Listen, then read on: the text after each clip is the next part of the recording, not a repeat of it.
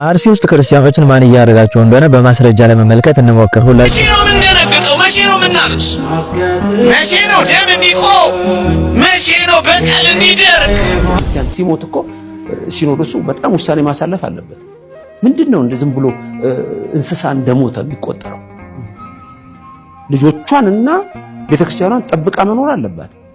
ታዲያ ምንድነው የሲኖዶስ ትርጉም? ስለ ገንዘብ ነው የሚወራው? ስለ ህንጻ ነው የሚወራው? ሰላም ሰላም ውድ የቤት አዲስ ቤተሰቦች እንደምትሰነበታችሁ። በወቅታዊ የቤተክርስቲያናችን ጉዳይ ላይ የተነሱ ቪዲዮዎችን ይዤላችሁ መጥቻለሁ። ከቪዲዮቹ ጋር እስከ መጨረሻው አብራችሁን ቆዩ። ለዚህ ቻናል አዲስ ከሆናችሁ ቻናሉን ሰብስክራይብ በማድረግ ቤተሰቡን ተቀላቀሉ። እንዲሁም ቪዲዮ ለሌሎች እንዲደርስ ላይክ በማድረግ አብሮነታችሁ አይለየን። ሐሳብ አስተያየት ካላችሁ በኮሜንት አድርሱን። ቀጥታ ወደ ቪዲዮቹ እናልፋለን። መልካም ቆይታ።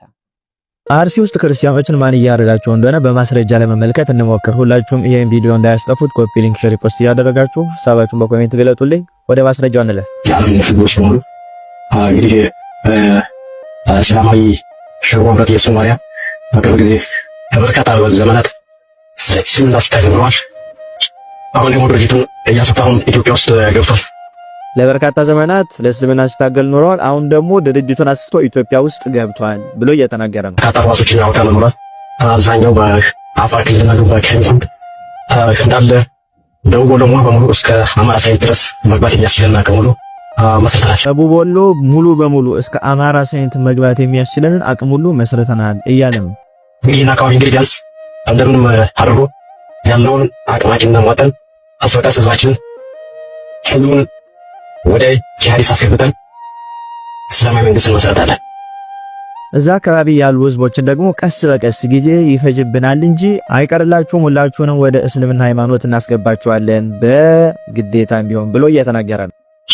እና ማንኛቸውም ህዝብ መከተል አለበት፣ ማንኛቸውም ህዝብ መከተል አለበት ብሎ የተናገረ ነው። ለሁሉ ህዝብ የመጡ ናቸው እነዚህ ሰዎች። በተለይ ከሚሴ ቦረና፣ መካነ ሰላም ሳይንት ሁሉ በተለይ ከሚሴ ቦረና፣ መካነ ሰላም እነዚህ የመሳሰሉ ቦታዎችን በደንብ ስራ እንሰራባቸዋለን እያሉ ነው። እዛ አካባቢ የምትገኙ ክርስቲያኖች አሁንም ተጠንቅቃችሁ ተደራጅታችሁ ለመጠበቅ ሞክሩ።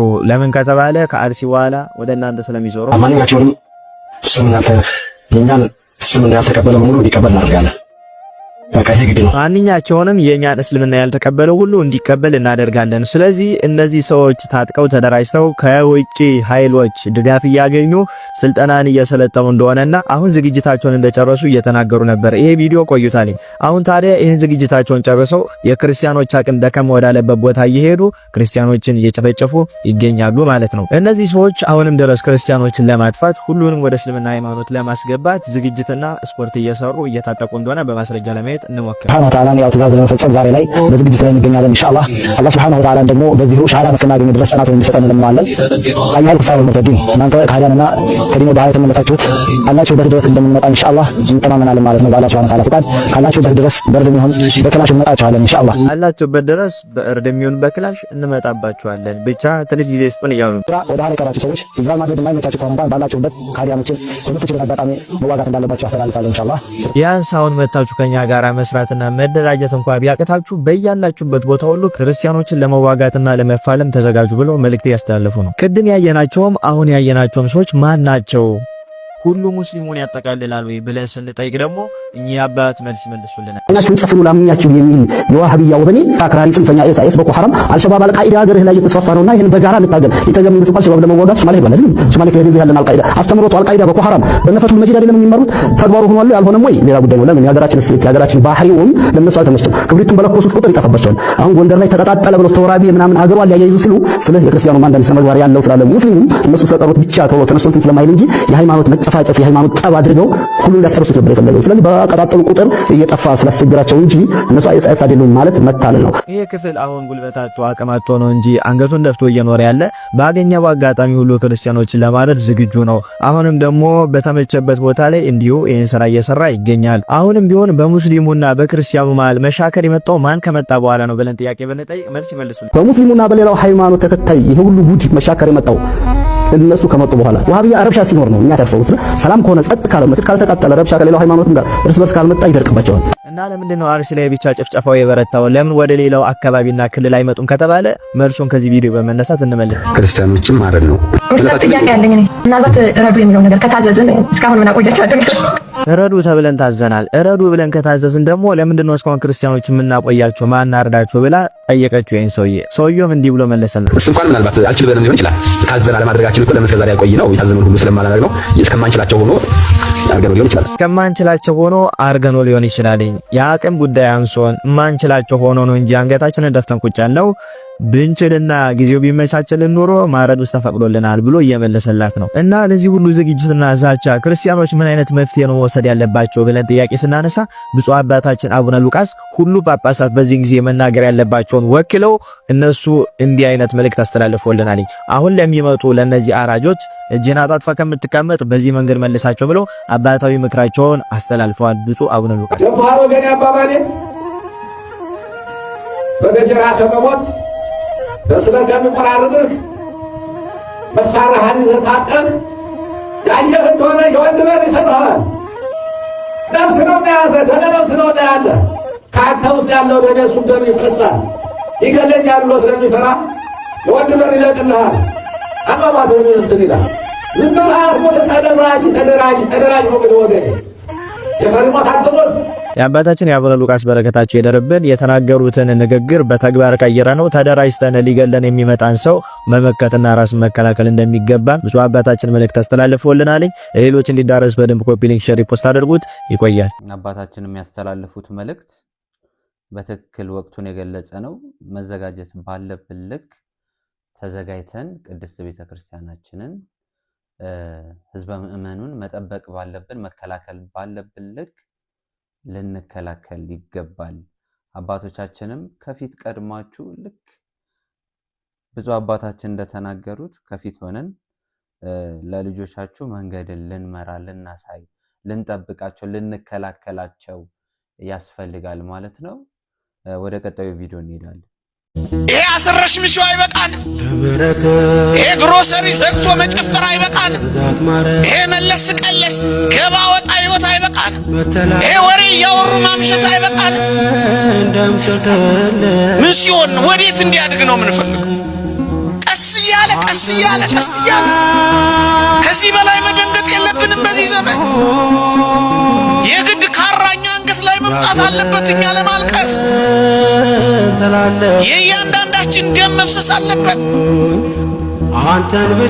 የቤተ ክርስቲያን ደም ማለት እኮ ይሄ ነው። የቤተ ክርስቲያን ስቃይ ማለት እኮ ይሄ ነው። የቤተ ክርስቲያን ህመም ማለት እኮ ይሄ ነው። ታዲያ በዚህ ዘመን በኃይለኛው በእግዚአብሔር ፊት ራሳችንን ያላዋረድን መቼ ልናዋርድ? በዚህ ዘመን ዝቅ ያላል፣ በዚህ ዘመን ሌላ ነገር መተው፣ በእግዚአብሔር ፊት መዋረድ ዛሬ ነው። እግዚአብሔር እንዲደርስልን ለምን ነው እንዲሰማን እንዲህ ነው። ስለዚህ ነገር ጾም መቼ ነው ሺ ምህላ ብንይዝ? መቼ ነው ሺ በኃይለኛው በእግዚአብሔር ፊት የምናለቅስ? እንደ ባለፉት ጊዜያት ሲሆን የግድ ከል መልበስ ያለብን እንደዛ አይነት ጉዳይ ሲፈጸም ነው። መቼ ነው የምንደነግጠው? መቼ ነው የምናለቅስ? መቼ ነው ደም እንዲቆም?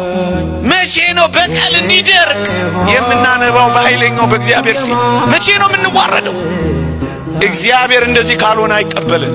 አሁን የሚያስፈልገን ይሄ እግዚአብሔር ቃላችንን እንዲሰማ እንፈልግ የለ፣ በቃ እንዲለን እንፈልግ የለ። አሁን ራሳችንን በቃ እንበል። ይበቃል ዝላይ፣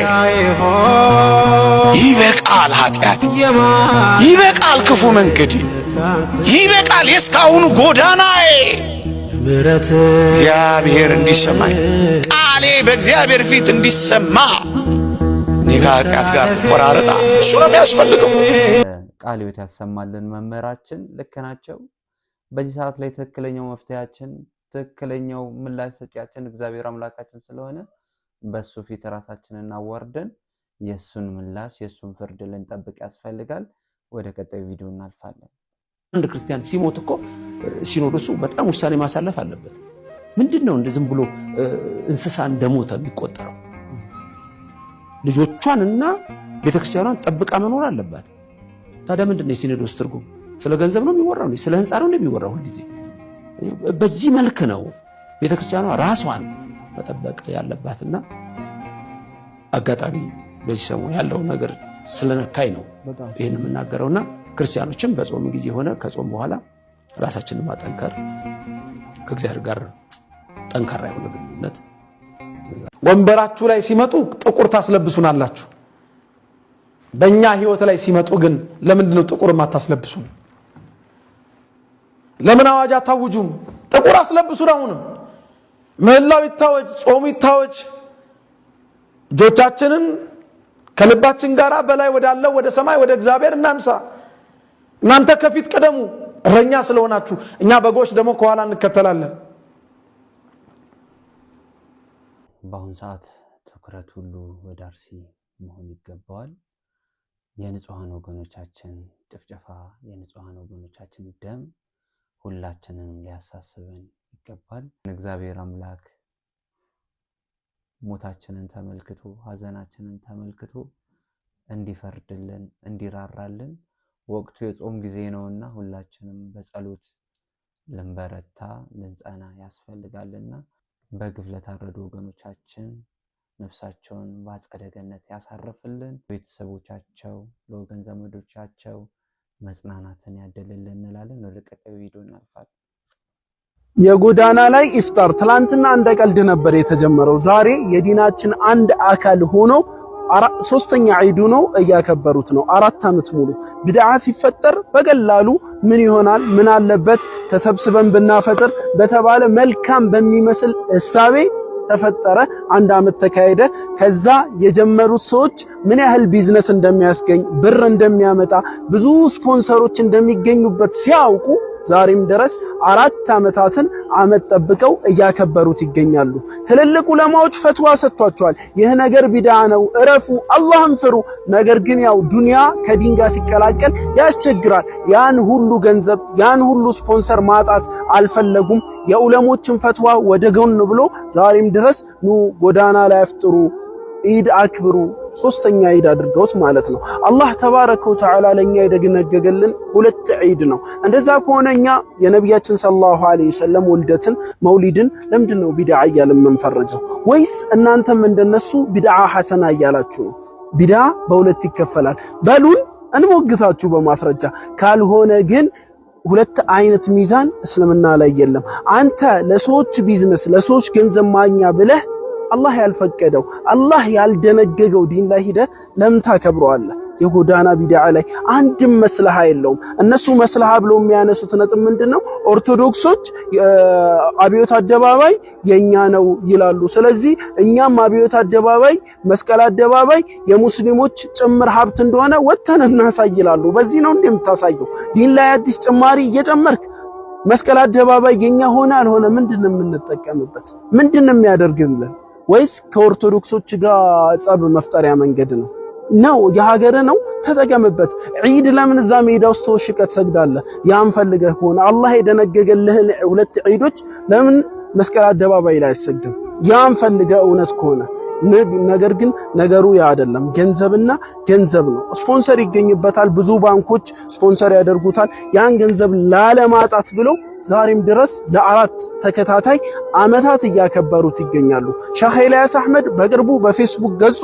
ቢድዓ እንደሆነ ነግሯቸዋል ከዛ በፊትም አላህን ተባረከ ወተዓላ ቢሰሙት ኖሮ ይህንን ቢድዓ አይፈጥሩም ነበር አምለሁም ሹረካ ሸርዑ ለሁም ሚን الدين ما لم يأذن به الله ለነሱ አጋሪዎች አላችሁ እንዴ አላህ ያልፈቀደውን ዲን የሚደነግጉላችሁ ማን ነው ለናንተ ይህንን ዲን የደነገጉላችሁ አላህን ፍሩ በጎዳና ኢፍጣር ላይ ብዙ ሙንከራቶች አሉ ሴትና ወንድ ይቀላቀላሉ ወጣቶች እርስ በርስ አጉል የሆነ እስከ ዝሙት የደረሰን ነገር ውስጥ ይገባሉ ከዚህም ከቢድዓነቱም አልፎ የወንጀል መድረክ ነውና አላህን ፍሩ አላህን ፍሩ አላህን ፍሩ እንዳትሄዱ እንዳትሳተፉ ሰላም አለይኩም ወራህመቱላህ እንደሰማችሁት ነው ጥቅሙ ጉዳቱ ምን እንደሆነ ባልተለየበት ሁኔታ ቅድስት ቤተክርስቲያን ላይ ቀስት ለማወርወር ሲባል ብቻ የቅድስት ቤተክርስቲያን የሆነውን ነገር ለማሳጣት ሲባል ብቻ ያልተገባውን ሃይማኖት የማይፈቅደውን ድርጊት እያደረጉ እንደሆነ ነው ወንድማችን በዚህ ቪዲዮ ላይ የሚናገረው ስለዚህ ምንም ማለት አይቻልም። ጊዜ የሚፈርድበት ጊዜ ይመጣል። ጊዜ እውነቱን የሚያወጣበት ጊዜ ይመጣል።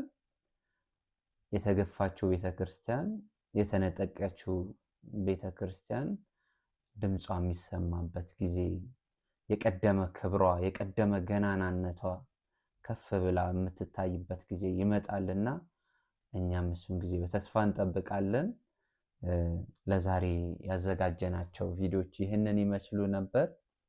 በቪዲዮቹ ብዙ ነገሮችን እንደተረዳችሁ እንዳወቃችሁ ተስፋ አደርጋለሁ። ይህ ቪዲዮ ለሌሎች ደርሶ ሌሎች ይህንን ችግር እንዲረዱት እንዲያውቁት ሼር በማድረግ እንድታግዙን እንፈልጋለን።